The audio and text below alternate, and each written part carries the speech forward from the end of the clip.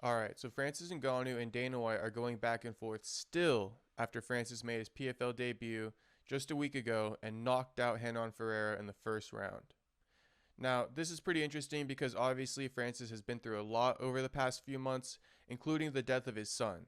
So when Dana White got asked about Francis's win at the Power Slap post-fight press conference, many, including myself, expected Dana to just let it go, to let bygones be bygones, and to, I guess, at the very least, congratulate Francis or just say he did a good job or wish him the best, right? But instead, Dana chose fire, man. Dana chose to go after Francis yet again and kind of contradicted himself in the process because he claimed that Francis is all about the money, which is why he left the UFC. But at the same time, the UFC offered him more money. If he would have stayed, he claims he would have made more money there. Now, keep in mind, Francis Ngannou has made a rumored $40 million from his 3 fights outside the UFC. He made $10 million with Tyson Fury. He made 20 million with Anthony Joshua, and then just now in his PFL debut, he made 10 million. And also keep in mind, he made Renan Ferreira a whopping 2 million, right? So Renan is the former or the returning PFL champion, and he won $1 million to become the PFL champion. Now Francis just earned him $2 million by fighting him. So I mean, I don't know how true that is, but it's kind of contradicting because if the UFC did offer Francis more money to stay, then why didn't he stay if he's all about the money? So we're going to go ahead and break down all of this stuff right now, get into all the juicy drama between Dana White and Francis, and you let me know who is in the right here and who is in the wrong. Are you Team Francis? Are you Team Dana? Let me know in the comments what you think. All right, so this is where it all started, right? Here's the headline for you. Dana White claims Francis Ngannou would have made more money with UFC than he has in 2 boxing matches and 1 PFL fight. He didn't want to fight John Jones, and that's a fact. So let's go ahead and play this clip. It was better than Don Davis's. Way better. Listen, man, I think that I'm going to tell you what I think about what Francis is all about the money. Francis left because he knew that if he fought John Jones and didn't win, it would hurt his chances of making the money that he wanted to make. But realistically, his deal was bigger here. His deal was bigger here if he stayed in the UFC. But realistically, his deal was bigger if he stayed with the UFC, but he's all about the money and left the UFC. Although they were offering him more money than he would have made, allegedly, to stay. Now keep in mind, Francis has made $40 million since leaving. There's even a comment right here. He made a little under $3 million in 7 years with the UFC. He made $40 million in 2 boxing matches and 1 PFL fight. Somebody's math is off. Exactly that. He made $10 million to fight Tyson Fury. He made $20 million to fight Anthony Joshua. And then in his PFL debut, he made $10 million. I think I've told this story a million times. They can deny it all they want. Why the fuck would I lie? What do I care? It doesn't matter to me one way or the other. I was going to cut Francis when he lost 2 in a row. I was going to cut him. So Dana White, here he is bragging that he was going to cut Francis. Kind of interesting because when he lost 2 in a row, that was obviously the title fight to Stipe, and then he lost the following fight to Derek Lewis, which was kind of a boring fight. I mean, definitely a boring fight, but that was on both of them. It's not exactly on Francis in that situation. But what's odd is that, look at this. Francis went on to become the champion. So he went on to win 6 fights in a row and parted ways with the UFC. He won the title in his 5th fight in the rematch against Stipe and defended against Ciryl and then left. Since we just talked about numbers, Ciryl Gane, he made $600K for that fight. For the record, he had turned down a contract so that he doesn't have to continue having fights under his contract after this one. So he only took $600K for this fight. Keep that in mind because we'll break that down a little bit more in a bit. That was after the Derek Lewis Yeah. fight? Somebody around here begged me not to do it. So that just brings up my point again, which is just simply the fact that he's bragging that he wanted to cut Francis, but Francis became the champion. So kind of contradicting because you wanted to cut Francis, but it turns out in hindsight, good thing you didn't cut Francis, right? Because he went on to become the champion, and he's a massive star. Tons of star power. And, so it 2 losses in boxing, the loss of his son. it wouldn't have mattered to me one way or the other, There's a much deeper story to this whole thing, and he would have made more money if he stayed in the UFC. So he didn't want to fight John Jones. That's a fact, my friend. We're moving on. He didn't want to fight John Jones. That's a fact. Listen to what Dana White said after Francis won the title against Stipe.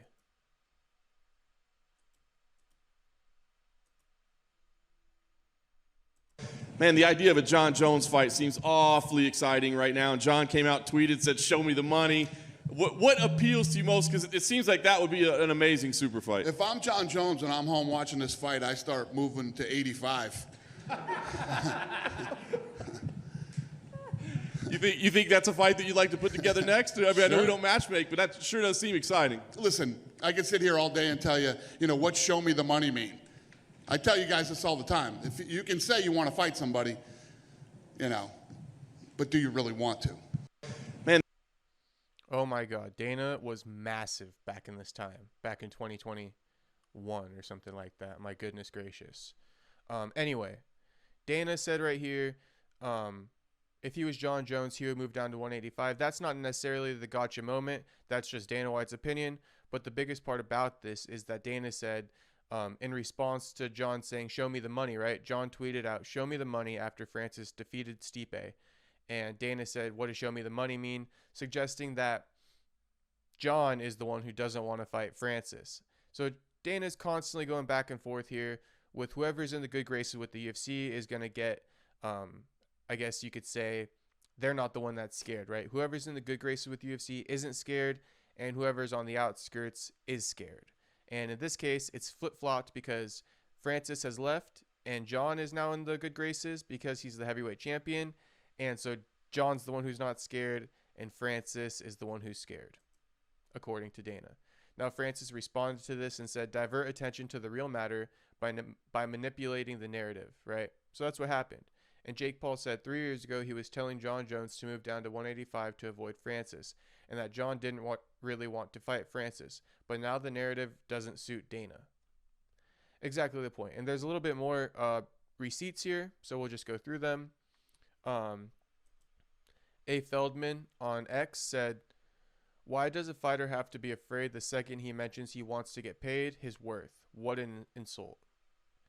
It's almost ironic to look back at John Jones' tweets from the day after Francis knocked out Stipe, given how much the narrative has shifted in Dana White's mind. So let's go through some of these tweets. Go to 185. "I didn't gain all this weight for no reason." "If anyone is wondering if I really want to fight, the answer is yes. I also really want to get paid." So it's a common issue. If there's a fighter who's on the outskirts because of money, right, this is what Dana likes to go to. "I quit the light heavyweight division, literally gained a massive amount of weight, and now people are saying I'm afraid. Everyone but me claiming that I'm afraid. All I asked was to get paid." This is what A. Feldman quoted from John. "Why does a fighter have to be afraid the second he mentions he wants to get paid his worth? What an insult." "Conor McGregor wants big money. It's expected. John Jones wants money. Now he's scared." "I've been working my butt off, gained all this weight, have never lost a fight before. Now all of a sudden, I'm scared. What bullshit." "It's okay, Derek can have the fight. No need to rush a great thing. I've already had a Hall of Fame career. I'm going to need some bread." I've been fighting my whole adult life. This shit just don't feel right when you feel undervalued. It's not an issue of wanting to fight. It's an issue of wanting to be paid. Let's get that clear. "I'm glad some of you agree with me. It's like my brothers with football. Once they got their Super Bowl rings, they went after the money contracts." 15 title defenses already. Let's not forget Stipe lost to DC. Stipe only defended his belt like 5 times to my 15. The man showed up at 2:30 to fight against Francis. He is no John Jones. I want this fight. Excited to see what the UFC thinks it's worth. You guys get so impressed by the guy with the knockout power. I've been proven for over a decade that punching hard means shit. I'll let all the fans be super hyped. I'll stick to what I know. Pay me and let me go to work. I have all the tools. No weapon formed against me shall prosper. I was born to win. I've been talking about getting paid more for over a year now. Has nothing to do with Francis is winning the belt. I fear no man. I've been beating up on heavyweights since I was a skinny kid. Gain all the size and strength just to suddenly be afraid. Sure, let's switch the narrative. Bro, I've gotten out of the way from such faster punches, and I have a pretty solid chin. Let's not forget IQ, reach, speed, distance. I'm not going to just stand there like Stipe did. And here's what John had to say in response to Dana back then. Because you would be afraid to fight Francis doesn't mean I would be afraid to fight Francis. You're probably not like me. Remember that. There you go. So moving on, Ariel Helwani had some things to say about this as well. So let's go ahead and break that down. With the Power Slap press conference, right, Dana White had some comments, which we just watched. And this is what Ariel had to say. I had to watch this clip twice just to make sure it wasn't satire. I think I can do 60 to 90 minutes alone just breaking down all the outlandish falsehoods uttered in these 2 minutes. My favorite is the supposed criticism that Francis is a prize fighter. I'll just break it down for you because that's a big paragraph. Basically saying that it's a knock for a prize fighter, right? Prize means money, to be all about the money. Fighters should always be all about the money. Legacy comes with it, but the money should always be a factor, right? So just kind of saying that Dana White is knocking something that all fighters basically do. And here's some stats, right? So Ariel also pointed out how after he bragged about wanting to cut him, he went on to become the champion. So what does that really say? Why didn't he take the offer? Same point again. And here was something I touched on, but let's check out what Ariel had to say because he has more details on it. Also, Francis turned down multiple contract offers before and after the Gane fight. He chose to fight Gane for $600K with no guarantee on the back end. A bum knee, so Francis had to get surgery on his knee, I believe. And the knowledge he'd be worth much less if he lost. Then had surgery, Then had surgery, sat out a year, turned down another round of deals to then become free and test the market with no guarantee there was a single deal to sign with PFL or fight Tyson on the back end. He signed that 4 months later. In a sport where you should be all about the money, it's an opportunity, not a career. Those are quotes from Dana White. A promoter once said, he's actually one of the few who chose to sacrifice money for freedom. So, Francis is actually one of the few who chose to sacrifice money for freedom. He didn't get paid that much to fight Ciryl Gane in his first title defense, but he got free and ended up making $40 million. So that's just important to note because there's a lot of uncertainties that Francis took on in order to leave the UFC and get his freedom. So actually Francis isn't all about the money. He's more about the freedom and then the money that comes with the freedom, right? So it was about getting that freedom so that he could get to the money. In a roundabout way, he's all about the money, but he's all about the freedom. So call it what you want to call it, I guess. And of course, right after these comments, Francis did an interview with SiriusXM. Shout out to Andreas Hale of ESPN and whoever else was on that podcast. Good work from you guys. So here's a quote. I'm not going to play it because SiriusXM is behind like a paywall. I don't want them to copyright me. So I'll read you the headline. Francis Ngannou, but basically, before I read you the headline, Francis accused Dana White of owing him money from 2 fights after Dana White said that he would have made more money if he stayed with the UFC. So that was Francis's response, and let's go ahead and read his quote. Dana has lost in the situation, and the thing is, he can't understand it. Like, bro, I won everything. I think the problem is that he can't handle this loss. Basically, I'm sure he's been praying for my downfall. Since I left the UFC, in many senses, I'm more than what I was. And which money he's talking about? The money that he owes me? Because remember, all this ended with, like, they say, oh, we're going to back pay you from the money that we owe you from the Stipe and Ciryl Gane fight. All that money, they never back pay me. But either way, if I had made less money, if I'm not making as much money that I could have made in the UFC, that would be my problem. Why is he so pissed about me not making that much money? Like, come on, man. Live your life. So Francis, give it to Francis there, man. He kind of, I guess you could say I'm Team Francis after a quote like that. Now, Dana White would get asked about all the contradictions and all the responses to what he had to say about Francis' PFL debut.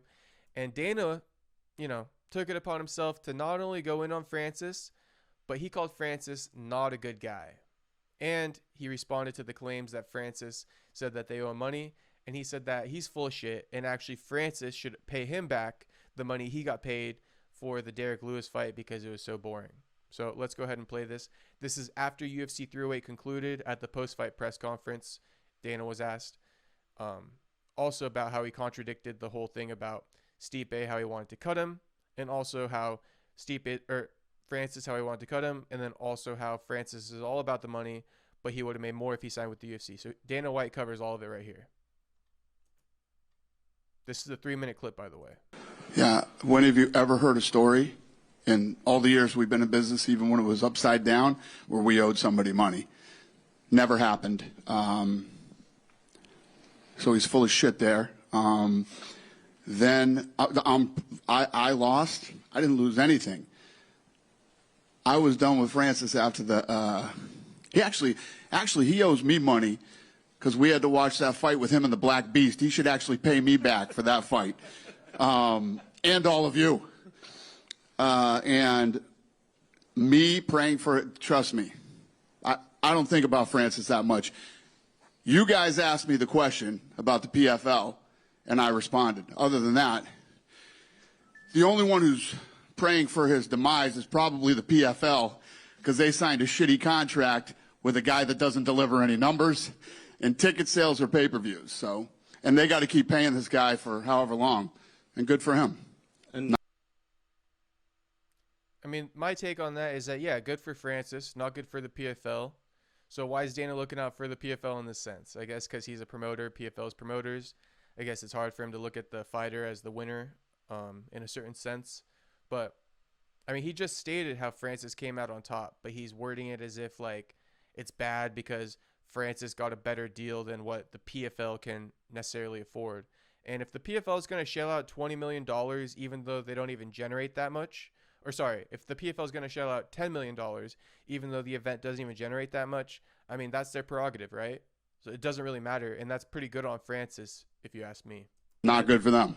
yeah, and I know What was the other question? And Dana said good for Francis, not good for them. But he's making it sound like, somehow that's not good that Francis did that. I mean, the one fighter who came out on top, this is what people have been waiting to see for a long time. I know you said like he's all about the money, but then you also said like he would have made more money to stay here. And that's a fact. He can play those games all he wants. He would have made more money here. Well, I don't believe that he could have made $40 million with the UFC, point blank period, in 3 fights. No fighter makes $40 million in 3 fights other than Conor McGregor. And just lastly, Let me tell you what. There were 2 guys here. I wanted to cut them. Someday I'll tell you the story. Francis was like, I was all about Francis in the beginning. And then I found out who Francis was. And I told the 2 guys who asked me not to cut Francis, when somebody shows you who they are, believe them. And, yeah, believe me, I have no sleepless nights over Francis leaving. so just 2 more things on this. Yep. You wanted to cut him, but he went on to become the UFC heavyweight champion. So I guess what does that say about that thought process? Yeah. Does it show he should have stayed? Well, Or? no. I didn't like Francis as a person. Wasn't a guy I wanted to do business with. My boys were telling me he's misunderstood And I told them, when somebody shows you who they are, believe them. Yeah, it wasn't about him becoming the heavyweight champion of the world. Francis isn't a good guy. He plays the good guy. I don't understand the language, and so he seems like he's a nice guy. He's not, and he's just not a guy that I wanted to be in business with. Period. End of story. Whether he became the champion or not. And I mean, I guess that's Dana's right to not want to do business with Francis, but I guess it's not really a brag. He just wants to say that he doesn't like Francis and he wanted to cut him. Probably to not deal with the mess that he's had to deal with since then. So, I get Dana's point there. assume you don't want to be in business with him ever again, but We won't be. We'll never be in business together. You can tell. yeah. We don't like each other. And this goes way back. This goes back to before the first Stipe fight. He pulled some shit before the first Stipe fight, and I said, I'm done with this guy. And then Stipe beat the shit out of him. Great night. And then... Great night. So Dana's big mad here. Going ahead and saying that it was a great night for him when Stipe beat the shit out of him. He's pissed. Yeah. We never had a relationship after that. Well, I know you said John Jones would walk out of any room, so wouldn't it be gratifying to put him in a room with Francis? He didn't see want that happen? fight. He could have stayed and took that fight. He didn't want that fight.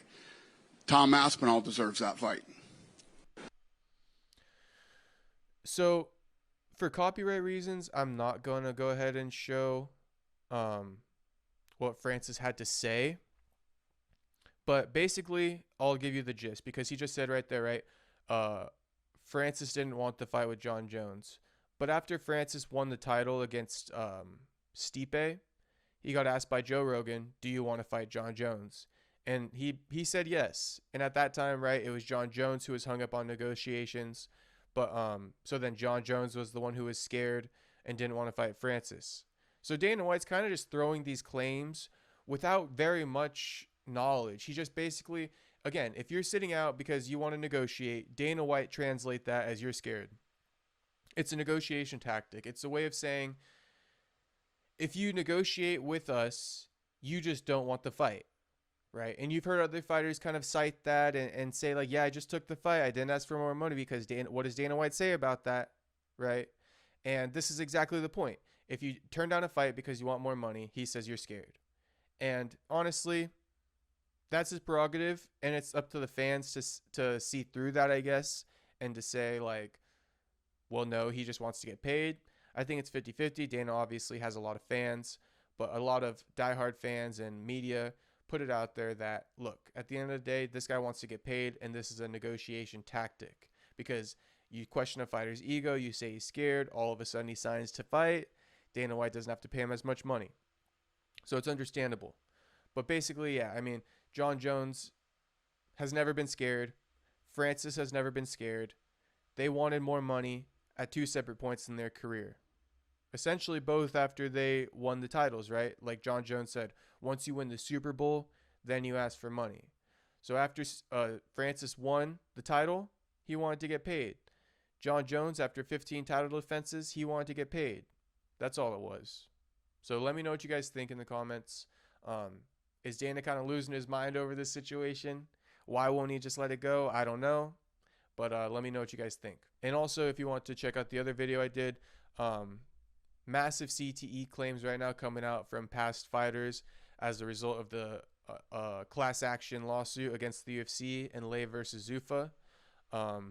So let me know if you guys think that the UFC is looking or is very scared of a potential CTE lawsuit coming real soon, just like what happened in the NFL, and they might have to start paying out fighters for that as well. So let me know what you guys think. Peace.